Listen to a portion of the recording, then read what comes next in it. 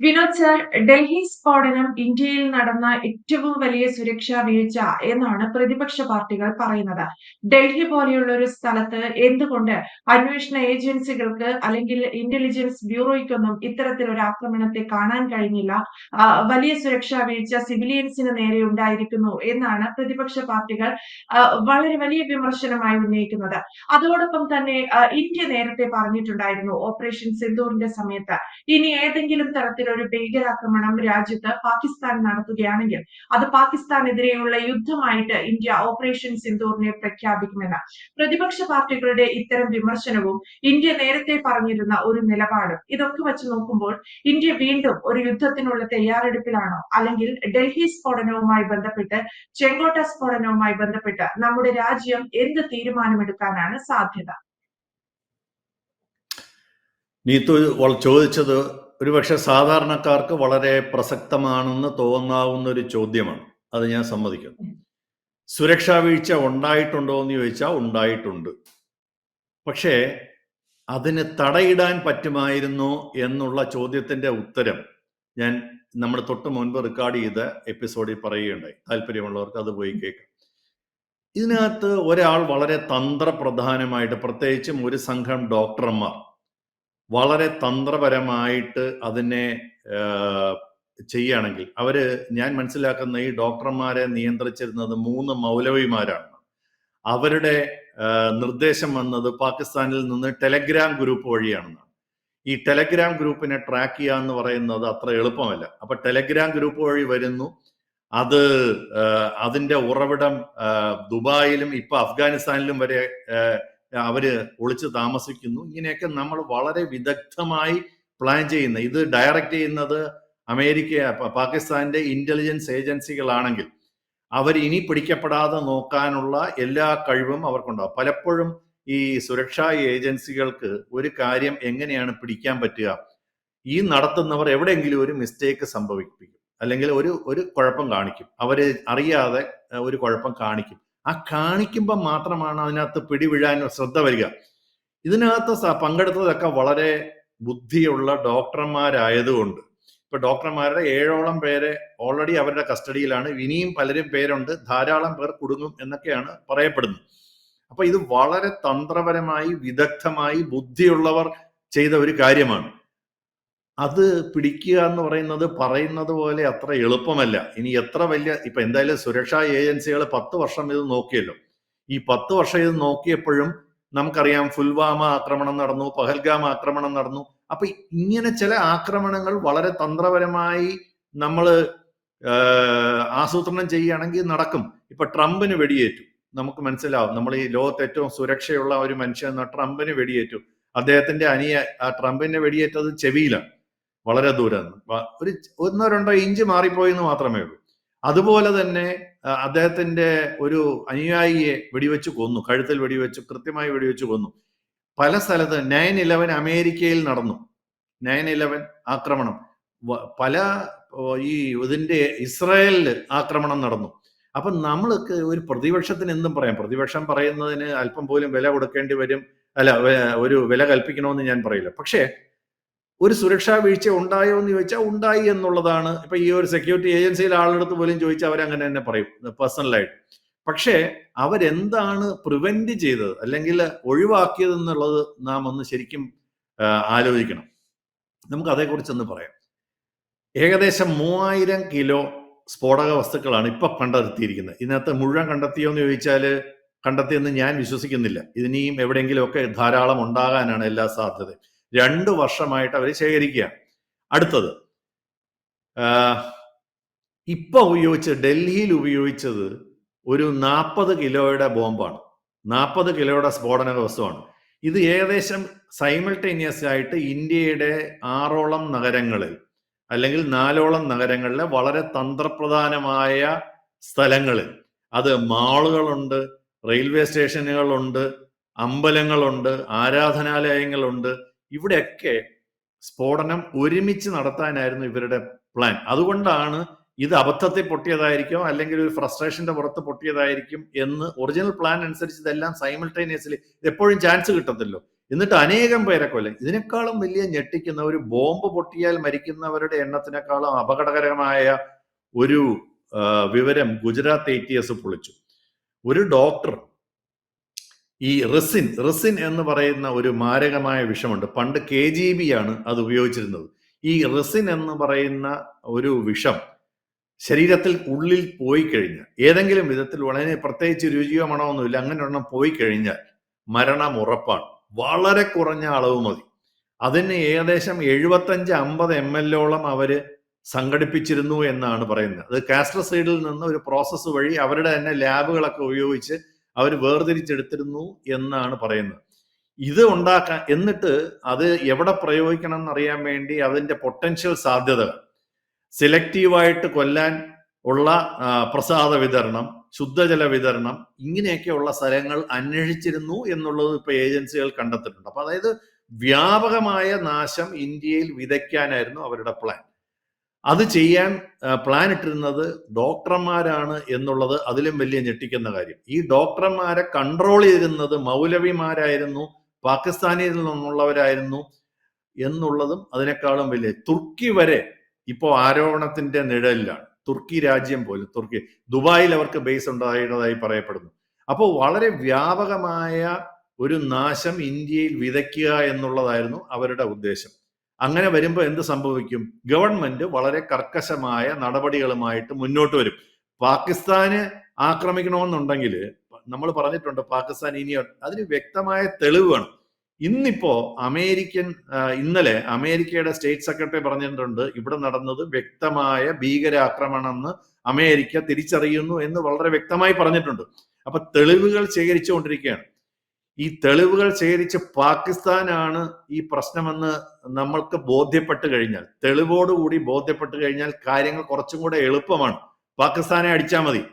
പക്ഷേ പ്രശ്നം ഇന്ത്യക്കകത്തും അതിന് വേരുകളുണ്ട്. ഇന്ത്യയിലെ സോകോൾഡ് വൈറ്റ് കോളർ സമൂഹം ഇതിന് ഇന്ത്യയെ നശിപ്പിക്കാൻ പ്ലാൻ ഇട്ടു എന്ന് പറഞ്ഞാൽ, ഇന്ത്യയിൽ ജെയ്ഷെ മുഹമ്മദിന്റെ വനിതാ തീവ്രവാദ സംഘടന ഉടലെടുക്കുന്നു എന്ന് പറഞ്ഞാൽ, അതിന്റെ നേതൃത്വ സ്ഥാനത്ത് നിൽക്കുന്ന ഒരു സ്ത്രീ സ്ഫോടക വസ്തുക്കളും ആയുധങ്ങളുമായി പിടിയിലാകുന്നു എന്ന് പറഞ്ഞാൽ, അതിനെ പ്രതിരോധിക്കാൻ ഇന്ത്യ ഗവൺമെന്റ് ഏറ്റെടുക്കാൻ പോകുന്ന അല്ലെ നടത്താൻ പോകുന്ന നടപടികൾ ഒരുപക്ഷെ താങ്ങാൻ നമ്മുടെ സമൂഹത്തിനാകുമോ എന്നുള്ളത് നാം ചിന്തിക്കേണ്ടതാണ്.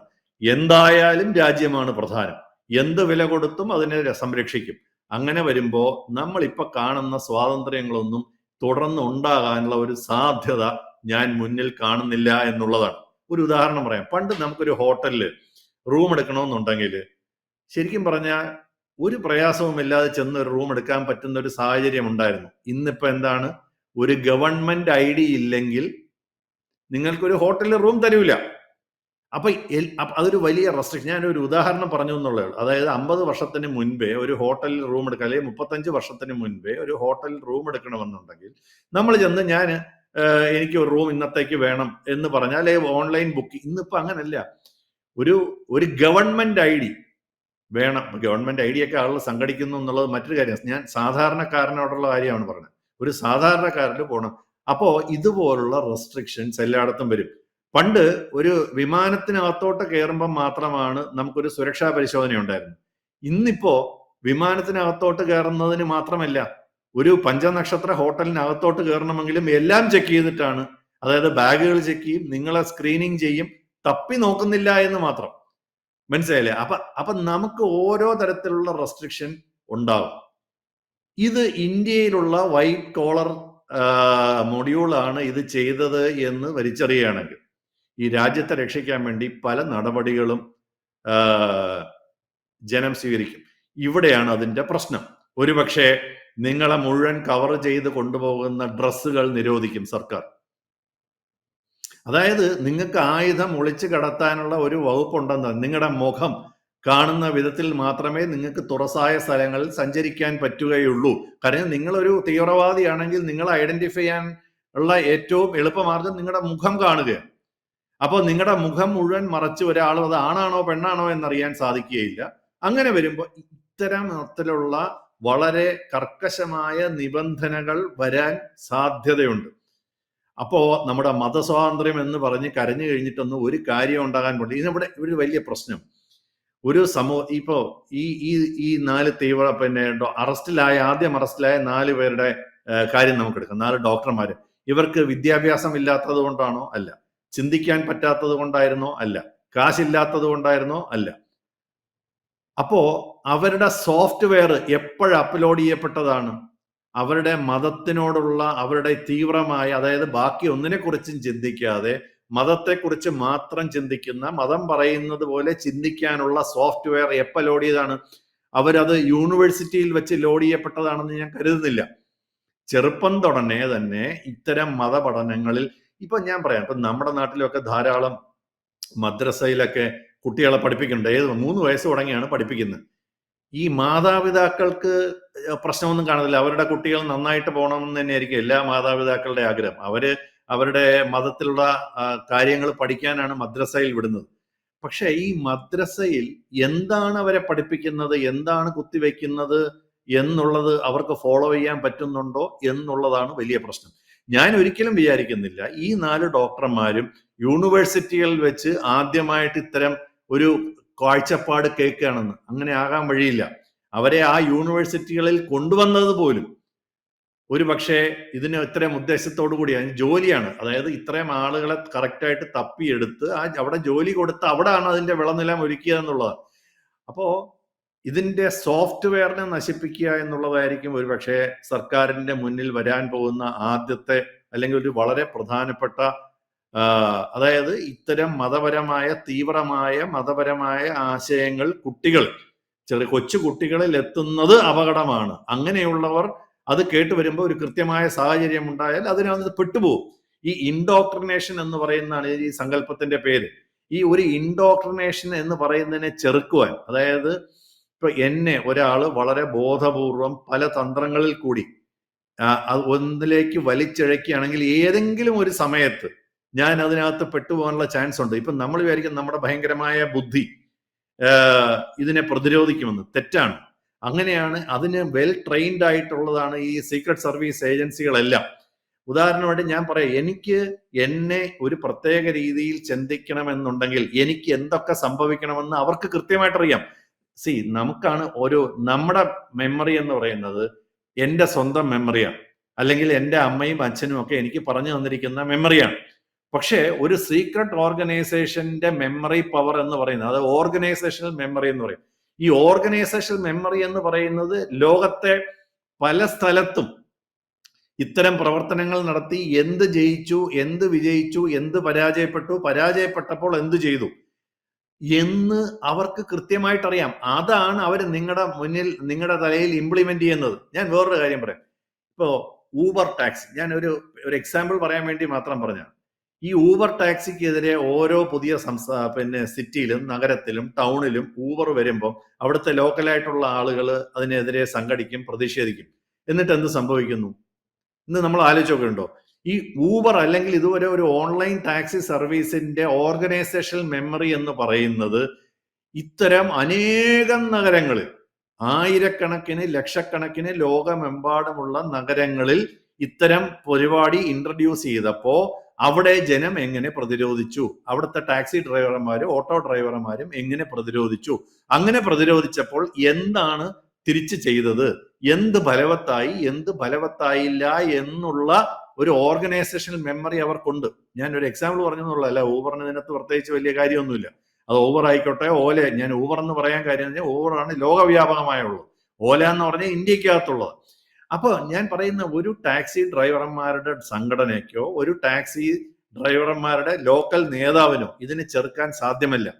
അവർക്കറിയാം ഈ സ്റ്റെപ്പിൽ ഇത് ചെയ്ത് അടുത്ത സ്റ്റെപ്പിൽ അത് ചെയ്ത് കുറച്ച് ഇതും കൊടുത്തു കഴിയുമ്പോൾ ഇത് കത്തിപ്പിടിക്കും. ആളുകൾ അതിനെ പറയും ഞങ്ങൾക്ക് ഊബർ മതി എന്ന് പറയും. അപ്പൊ ഇത് ഞാൻ മറ്റതിലോട്ട് എക്സ്ട്രാപൊളേറ്റ് ചെയ്യുകയാണെങ്കിൽ ഇതിനകത്ത് 2 വലിയ അപകടങ്ങളാണ് ഞാൻ കാണുന്നത്.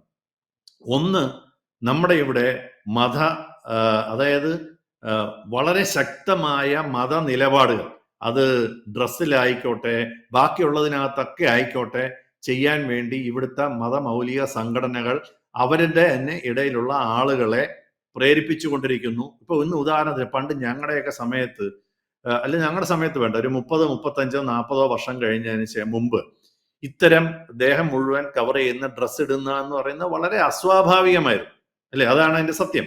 പക്ഷെ ഇന്നിപ്പോ അത് ഉപയോഗിക്കുന്നവർക്ക് അത് ഉപയോഗിച്ചില്ലെങ്കിൽ വലിയ അസ്വസ്ഥതയാണ്. അത് നമുക്ക് അവരെ കുറ്റം പറയാൻ പറ്റില്ല. ഇപ്പൊ ഞാൻ ജനിച്ചപ്പോൾ തുടങ്ങി ഞാൻ അങ്ങനെ ഒരു ഡ്രസ്സ് ഇട്ടിട്ട് ഇപ്പൊ നമ്മളിപ്പോ ഇത്രയും നാൾ ഷർട്ടും പാൻറ്റും ഇട്ടുകൊണ്ട് കിടക്കുന്നു. ഷർട്ടും പാൻറ്റും ഇടാതെ നാളെ മുതൽ ഷർട്ട് ഇടാൻ പാടില്ല എന്ന് പറയുന്നത്, ഇപ്പൊ ഞാൻ ഹിന്ദുക്കളുടെ കാര്യം തന്നെ എടുക്കാം. എത്രയോ ആളുകൾ, എനിക്കറിയാവുന്ന ആളുകൾ അമ്പലത്തിനുള്ളിൽ കയറാത്തത് ഷർട്ട് ഊരണമെന്നുള്ളത് കൊണ്ടാണ്.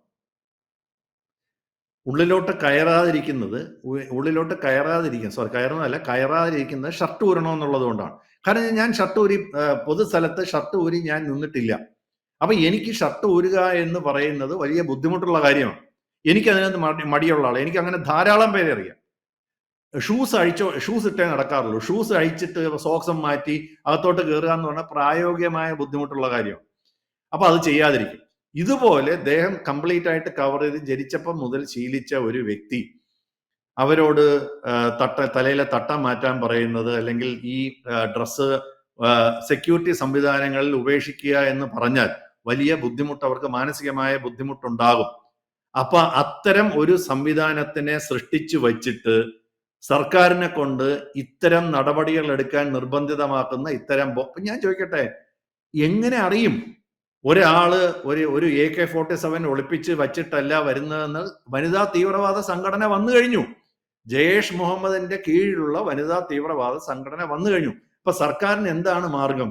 ഇപ്പൊ തന്നെ കഴിഞ്ഞ ദിവസം ഇതൊന്നും ചെയ്യാതെ തന്നെ ഡൽഹിയിലെ പല പുതിയ പൊതുസ്ഥലങ്ങളിലും അകത്തോട്ട് കയറണമെങ്കിൽ മുഖം കാണിച്ച്, പണ്ട് ID കാർഡ് കാണിച്ചാൽ കയറി പോകാൻ സമ്മതിക്കുമായിരുന്നെങ്കിൽ ഇന്ന് മുഖം കാണണമെന്ന് നിർബന്ധിച്ചു തുടങ്ങി. സർക്കാരിന്റെ നിർദ്ദേശം വന്നിട്ടില്ല എന്ന് മനസ്സിലാക്കണം. അപ്പൊ ചുരുക്കം പറഞ്ഞാൽ വളരെ ശക്തമായ നടപടികൾ ഇന്ത്യക്കകത്ത് തന്നെ ഉണ്ടാകാനുള്ള എല്ലാ സാധ്യതകളും ഞാൻ മുന്നിൽ കാണുന്നത്. എനിക്ക് അറിഞ്ഞുകൂടാ സർക്കാർ എന്താണ് സ്വീകരിക്കാൻ പോണം. അപ്പൊ ഇതിനകത്ത് നമ്മൾ വിചാരിക്കാത്ത രീതിയിലുള്ള വ്യക്തി സ്വാതന്ത്ര്യങ്ങൾ നിഷേധിപ്പിക്കപ്പെടാനുള്ള സാധ്യത ഇവിടെ ഉണ്ട്. ഇത് വിദേശങ്ങളിൽ സംഭവിച്ചിട്ടുണ്ടെങ്കിൽ ഇന്ത്യയിലും സംഭവിക്കാനുള്ള എല്ലാ സാധ്യതയുണ്ട്. കുറച്ച് കഴിയുമ്പോൾ നിങ്ങൾക്ക് ഒരു പൊതു സ്ഥലത്തോട്ട് കയറണമെങ്കിൽ നിങ്ങൾക്ക് സെക്യൂരിറ്റി സ്ക്രീനിങ് വേണ്ടിവരും. ഒരു മാളിനകത്തോട്ട് കയറണമെങ്കിൽ നിങ്ങളുടെ ബാഗ് കംപ്ലീറ്റ് ആയിട്ട് ചെക്ക് ചെയ്യുമെന്ന് മാത്രമല്ല നിങ്ങളെയും ചെക്ക് ചെയ്യും. അപ്പൊ ഇത്തരം സംവിധാനങ്ങൾ വരാനുള്ള അപകടം മുന്നിൽ കാണുന്നു. അതിനുശേഷം ഞങ്ങളുടെ മതസ്വാതന്ത്ര്യം നിഷേധിച്ച് എന്ന് പറഞ്ഞ് കരഞ്ഞിട്ട് കാര്യമില്ല. ഇനി മാതാപിതാക്കൾ എന്ത് ചെയ്യണം? ഒരു പക്ഷേ തങ്ങളുടെ കുട്ടികളെ മതപരമായ കാര്യങ്ങൾ പഠിപ്പിക്കാൻ വേണ്ടി, അതിനിപ്പോ ആരായാലും ശരി, ആരുടെ അടുത്തോട്ടാണ് വിടുന്നത്, അവരെന്താണ് അവരെ പഠിപ്പിക്കുന്നത് എന്നുള്ളതിനെ കുറിച്ച് ഒന്ന് ചിന്തിക്കേണ്ട സമയമായി. നിങ്ങളുടെ മക്കളെ നിങ്ങൾ ഭംഗിയായി കറക്റ്റായിട്ട് വളർത്തിയില്ലെങ്കിൽ അവർ തെന്നിപ്പോയാൽ അവർ രാജ്യത്തിന് അപകടം. ഇപ്പൊ തന്നെ ആലോചിച്ച് നോക്കി, ഇവരുടെയൊക്കെ അമ്മമാരും ഈ പിടിയിലായ ഡോക്ടർമാരുടെയൊക്കെ അമ്മമാരും സഹോദരിമാരും ഒക്കെ എന്താണ് പറയുക? അയ്യോ, അവൻ വെറും ശാന്തനായിരുന്നു, അവൻ എങ്ങനെ ഇത് സംഭവിച്ചെന്ന് അവർക്ക് പോലും അറിഞ്ഞില്ല, കൈവിട്ടുപോയി, പിടിവിട്ടുപോയി. ഇനിയിപ്പോ അവര് പുറം ലോകം കാണാൻ സാധ്യത കുറവാണ്. ഇനി നമ്മൾ വിചാരിക്കണ്ടോ സർക്കാർ ഏജൻസികൾ അടങ്ങിയിരിക്കുമെന്ന്?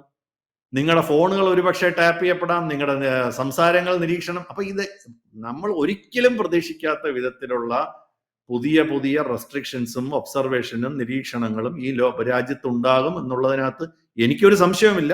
ഇതെന്താണ് സംഭവിക്കാൻ, ഇത് ഇനിയിപ്പോ ബാക്കിയുള്ള കാര്യങ്ങൾ സർക്കാർ തീരുമാനിക്കേണ്ടതാണ്. സർക്കാർ എന്താണോ എക്സാക്ട്ലി സംഭവിച്ചത്, പാകിസ്ഥാനാണ് സംഭവിച്ച കാര്യങ്ങൾ കുറച്ചും കൂടെ എളുപ്പമാണെന്നാണ് ഞാൻ പറയുക. പക്ഷേ രാജ്യത്തിനകത്താണ് ഇതിന്റെ വല പടർന്നിരിക്കുന്നതെങ്കിൽ, റസിൻ പോലെയുള്ള മാരകമായ ജൈവ വിഷം ഇന്ത്യക്കാർക്കെതിരെ പ്രയോഗിക്കാൻ ഇപ്പൊ മാളുകളിൽ വരെ ബോംബ് പൊട്ടിക്കാൻ. ഈ ബോംബ് പൊട്ടിയാൽ അവിടെ അവരുദ്ദേശിക്കുന്നവർ മാത്രമേ മരിക്കുകയുള്ളൂ, മുസ്ലിങ്ങൾ മരിക്കില്ലേ എന്നുള്ള ഒരു ന്യായമായ ചോദ്യമാണ്. ഇപ്രാവശ്യവും മുസ്ലിങ്ങൾ മരിച്ചിട്ടുണ്ട്. ഈ ഡൽഹി സ്ഫോടനത്തിൽ മുസ്ലിങ്ങൾ മരിച്ചിട്ടുണ്ട്.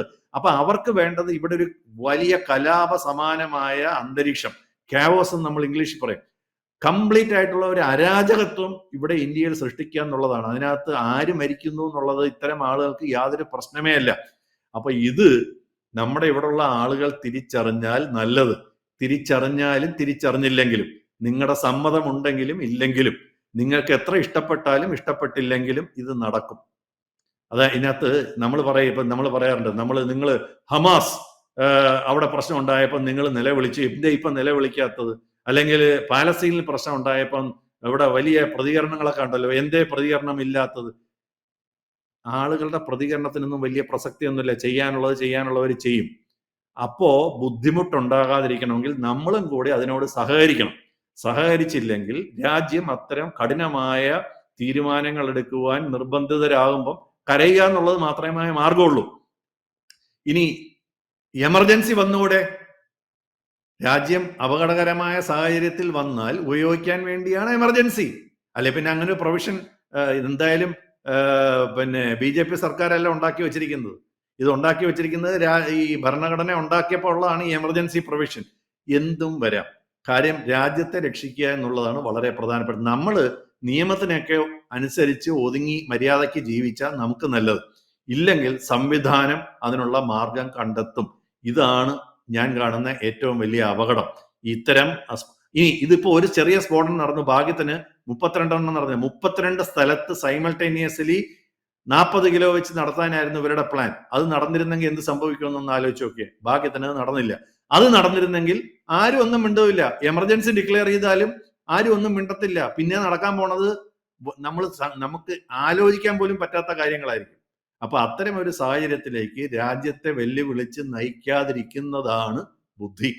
അതിന് സൗകര്യമുള്ളവരൊക്കെ പ്രതികരിക്കുകയും വേണ്ടത് ചെയ്യുകയും ചെയ്യുക, ഇല്ലാത്തവരെ അനുഭവിക്കുക. ഇനിയിപ്പോ എല്ലാവരും അനുഭവിക്കേണ്ടി വരും എന്നുള്ളതാണ് അതിന്റെ ഏറ്റവും വലിയ ദുഃഖകരമായ കാര്യം. അപ്പൊ ഇതാണ് നീതു എനിക്ക് ഇതേക്കുറിച്ച് പറയാനുള്ളത്. ഒരുപക്ഷെ ആരും പറഞ്ഞിട്ടില്ലാത്ത ചില കാര്യങ്ങളായിരിക്കും ഇപ്പൊ ഞാൻ പറഞ്ഞത്. ഇത് എന്റെ മനസ്സിൽ തോന്നിയത് കൊണ്ട് ഞാൻ പറഞ്ഞു. എന്താണ് സംഭവിക്കാൻ പോകുന്നതെന്ന് കാത്തിരുന്ന് കാണാം എന്നുള്ളതാണ് നമുക്ക് പറയാൻ പറ്റും. എന്തായാലും വിനോദ് സാർ സൂചിപ്പിച്ചതുപോലെ രാജ്യത്ത് ഭീകരമായ ഒരു അവസ്ഥ സൃഷ്ടിച്ചാൽ അല്ലെങ്കിൽ അതിനെ ചോദ്യം ചെയ്യുന്ന രാജ്യത്തിന് എതിരെ സംസാരിച്ചാൽ രാജ്യം എമർജൻസി പോലെയുള്ളവ ഡിക്ലെയർ ചെയ്യുമെന്നുള്ള കാര്യം ഉറപ്പാണ്.